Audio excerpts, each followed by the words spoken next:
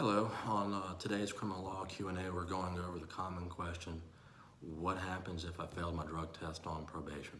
Well, first of all, this question generally comes into, am I going to be arrested? And the answer is yes and no. Sorry. No, you will not be arrested for drug possession because you failed a drug test. That's it. There's actually rules of evidence on that. The passing or failing of a drug test is not admissible into court as evidence as to whether or not someone did or did not possess drugs.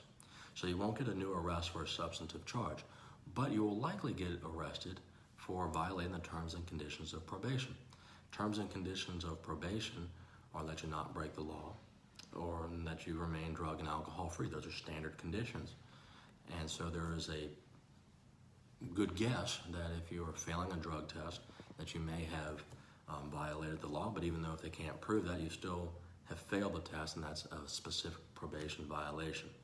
Now there's defenses to it, whether or not you knew you were consuming an illegal substance, whether or not the test was a false positive, and there's other factors to consider before you're automatically revoked, which is sometimes people do not get arrested for failing a drug test on probation.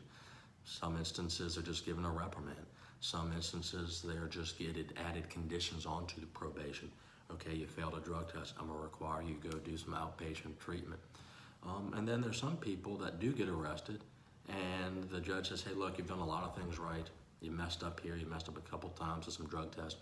I'm gonna do what's called a technical violation. You're gonna sit down for 90 days, detox, I'll put you back on probation. And then there's some others who the judge says, hey look, I'm gonna partially revoke you. I'm gonna send you over to the Stephen Hoyle Drug Rehabilitative Center run by the Department of Corrections. You go, you complete that, you're gonna be released back on probation. And there's other people that the failed drug test is just the last straw, and they do get revoked and they go and have to serve the balance of their sentence.